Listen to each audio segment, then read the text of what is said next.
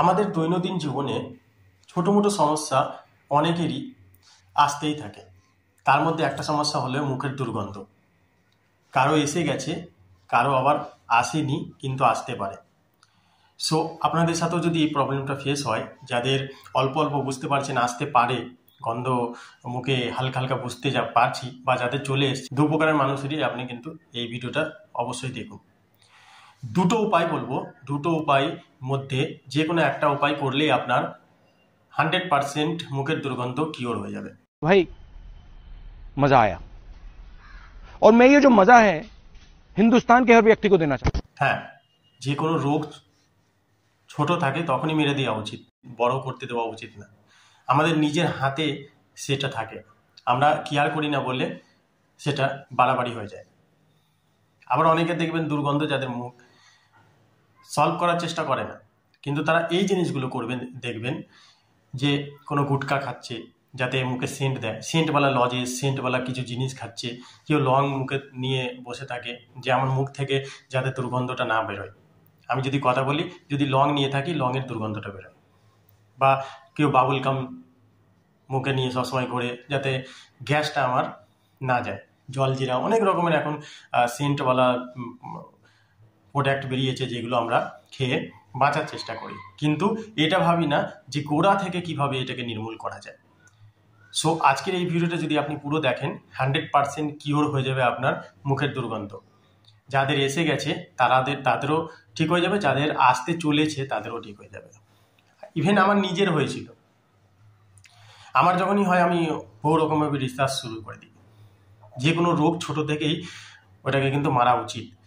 So আমার যখন হয়েছিল, একটা দাঁতে অল্প করে হয়েছিল।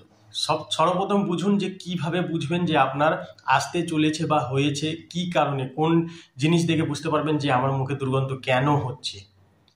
দেখুন, দাঁতে একটা পায়রিয়া বলে জিনিস হয়ে যায়। পায়রিয়া অনেক রকমের হতে পারে। দেখবেন কারো দাঁত হলুদ হলুদ টাইপের হয়ে গেছে, বা দাঁতের যেই দিকে বিরাস আমরা করি না সেই দিকটা বেশিরভাগ হওয়ার চান্স থাকে। সেইখানে কি হয়, মানে একটা শক্ত টাইপের পলিপ হয়ে ওঠে, যেটা আমাদের ব্রাশ করলেও কিন্তু যায় না, আর আস্তে আস্তে ওটা কিন্তু শক্ত হয়ে যায়।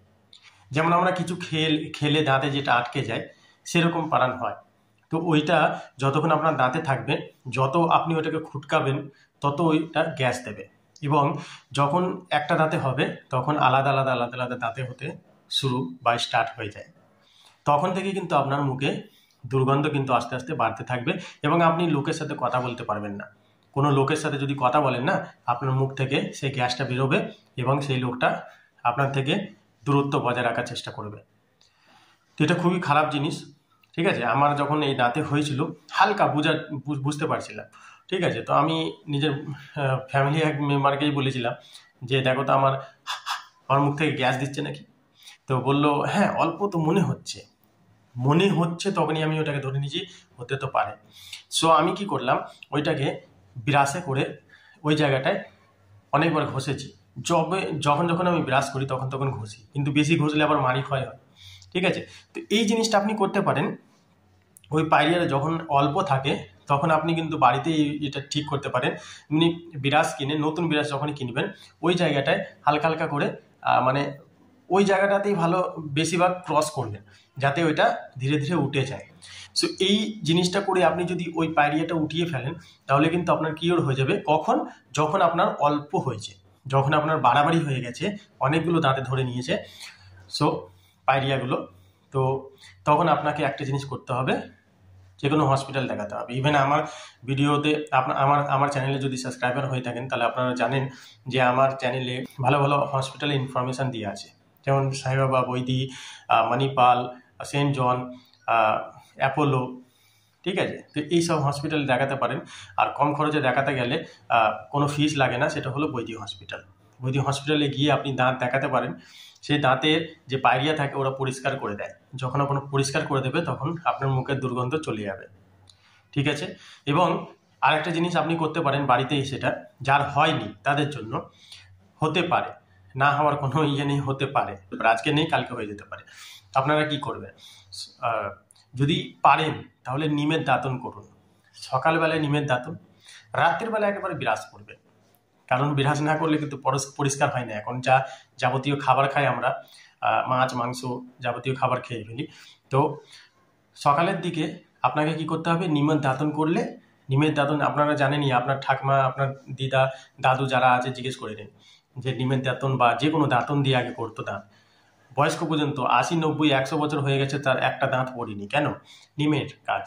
ঠিক আছে? তো আমাদের বিরাসে করলে কি হয়, মাড়িগুলো ক্ষয়ে যায়। মাড়িগুলো ক্ষয়ে যাওয়ার জন্য একটা দাঁত পড়ে যায় এবং দাঁত পাতলা হয়ে যায়। দাঁত ক্ষয়, যখন আপনি বিরাসে করে দাঁত মাজবেন আপনার দাঁত ক্ষয়তে থাকবে। তো এই জিনিসগুলোর জন্য আমাদের দাঁত কিন্তু বেশি দিন ধরে রাখতে পারি না, যেহেতু আমাদের পূর্বপুরুষরা কিন্তু ধরে রেখেছেন ওই দাঁতন করে। তো সকালে আপনি দাঁতন করবেন, নিমের না পেলে অন্য কিছু, ঠিক আছে, পিয়ারার করবেন, পিয়ারার দাঁতনও করে, ঠিক আছে, এই দুটো জিনিস করতে পারেন। আর রাত্রি আপনি হালকা করে বিরাস, অনেকে দেখি বিরাস আধ ঘন্টা 1 ঘন্টা ধরে ব্রাশ করতে করতে এখান থেকে 1 কিলোমিটার হেঁটে হেঁটে চলে গেছে, আবার 1 কিলোমিটার হেঁটে হেঁটে চলেছে, তারপর মুখ ধুচ্ছে। আপনার দাঁত কিন্তু বেশি দিন থাকবে না এইভাবে করলে। আমি কতক্ষণ করি, আমি নিজের উপরে এক্সপেরিমেন্ট করি সবসময়। আমি অল্প করে করি। ব্রাশ কিসের জন্য করে? মুখের যে ময়লাগুলো, যেটা আমরা আগের দিন খেয়েছিলাম, সেই ময়লাগুলো যাতে না থাকে। সকালে উঠলে দাঁতে একটা ময়লা জমে যায়, সেই ময়লাগুলো ছাড়াবার জন্য, ঠিক আছে। তো ওইটা বিরাস ওইটুকুই করবেন, হালকা করে সমস্ত জায়গায়। এইটুকু না যে শুধু সামনে, ভেতরে বাইরে যত জায়গায় আপনার দাঁতের যেখানে যেখানে বিরাস পৌঁছাতে পারে সেখানে সেখানে বিরাস করে আপনাকে পরিষ্কার করে নিতে হবে অল্প সময়ের মধ্যে, এবং মুখ ধুয়ে নিতে হবে। এবং দাঁতন আপনি অনেকক্ষণ করতে পারেন। দাঁতন চাইলে আপনি 10 মিনিট, 15 মিনিট, 20 মিনিট করতে পারেন, অসুবিধা নেই।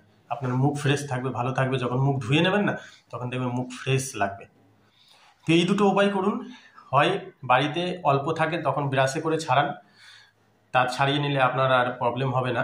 আর ভালো করে ব্রাশ করুন, ঠিক হয়ে যাবে। না হলে ডাক্তারখানায় যান, ভালো ডাক্তারখানায়, ভালো হসপিটালে, সেখানে পায়রিয়া ঠিক করে দেয়, পরিষ্কার করে দেয়, ব্যাস আপনার মুখের দুর্গন্ধ ঠিক হয়ে যাবে। না হলে কিন্তু 12 মাস হয়ে আপনাকে সেন্টওয়ালা জিনিস খেয়ে মানুষের সাথে কথা বলতে হবে।